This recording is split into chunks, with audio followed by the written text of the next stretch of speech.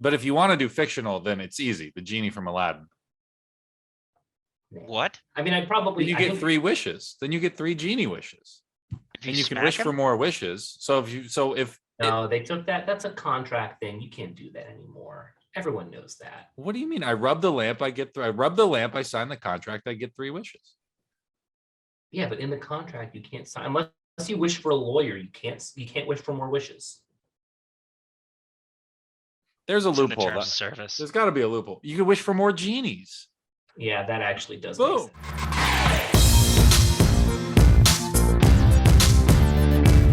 All right, 5 minutes on the clock again, AJ. This time, I want to talk to you about something that's maybe less day to day and more sort of overall SDR experiences and sort of skills to build.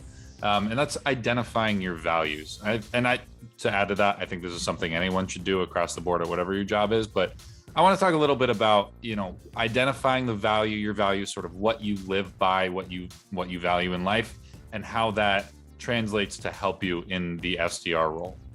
So to kick things off, I'd love to just ask you, what are some of your values, because you've gone through this exercise, and how would you see them helping in the SDR role if you were in that today? Yeah, when I was going through the exercise that you mentioned, and we'll link it in some capacity for other people to go through it themselves. But I looked at it frame wise of what was I like as an SDR, what did I do differently that got me from being an okay rep to being a good rep, and then kind of setting me on the career path that I ultimately went down. And 2 of the values that I thought of that I really internalized at that point in my life were accountability and collaboration. And for me, it was because I realized as an SDR that no one was going to give me anything, if that's the way you wanted to put it, through experience and just kind of understanding what it was like in the role. It was a very much, and this should be the case, I think, for all SDRs, if you want something, you got to go get it. No one's just going to give it to you. And for me, accountability was big in the sense that, like, if I wanted to progress my career and move down the path of marketing at a company where that doesn't happen and you have to carve it out on your own, then I need to figure out a way to do that, make mistakes along the way, own those, learn from them, and continue down the path. Similarly, I couldn't do it by myself. I needed help. So I really valued the collaboration that I had with teammates and sort of working with other people to understand how I could get to where I wanted to go. The exercise, I think, still holds up today for me in the sense that, like, it was relevant then and it's still relevant now. And I think that's, like, really internalized in me as to why those values are so important. And it really just, I think, if you look at it very ethereally, you should have values because they give you direction. Without it, I was kind of just an SDR doing the job and then kind of thinking, like, all right, well, what's my next step? I'll figure it out when I get there. But as soon as you root what you're doing in values, you have something you're working towards, and things just become a little bit more clear for you. Yeah, I'd love and I to think hear what you think about that. Yeah, well, I think you're hitting the nail on the head with that last part there. That everyone has values. You're not inventing new values for yourself, right? You're taking the time to sort of introspect and figure out what motivates you, what drives you, what gets you going, and to be able to put words to them is a surprisingly helpful thing to do, right? You've always valued accountability, right? Since you were a kid, I assume. But you might not have recognized it until you go through an exercise like this. And then once you do that, you'll recognize yourself doing it in different situations. And you'll also notice times you might feel guilty about something or shameful.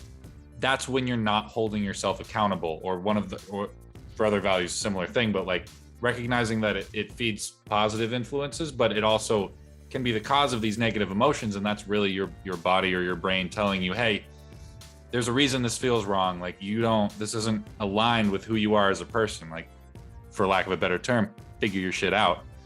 So I think, in the exercise, right? Brene Brown said that in her book. Yeah, Brene Brown's exact words were "figure your shit out." No, I kid. She has been a great resource that we've used internally a lot. So we'll link to some of her resources with this video. But yeah, I think being able to talk about your values, you'll also be able to recognize what maybe aspects of the sales of the SDR role make the most sense for you, or like what motivates you. Maybe you value responsibility and you like that your manager gives you, you build the report, you do this, you do that, and you add those things. Maybe you value independence and you really just want to be at your computer making your dials, like doing your thing, and you don't really want to be talked to by anyone. There's so many ways to be successful as an SDR that finding your values is only going to help you figure out how you specifically can be successful. What would you say, with the time that we have left, are your big values? I shared mine. I'd love to hear yours. Yeah. So my two big ones are trust, which is very closely related to accountability, and gratitude. So for me, the gratitude, I think, went a long way as an SDR towards the rapport building side of things, being able to, someone sends you an email that says, no, thanks.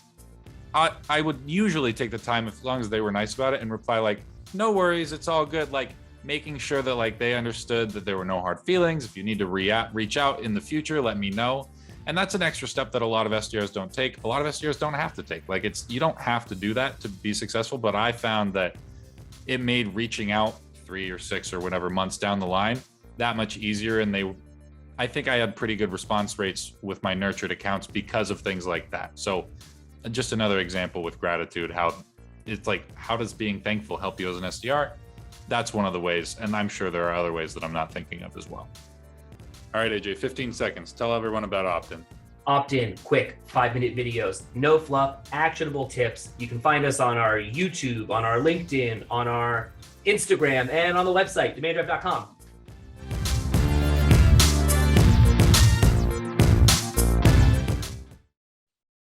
What? Chocolate. What are they selling? Oh, I remember chocolate. I hated it. Oh, but not this chocolate. If you rub it on your skin, it'll make you younger.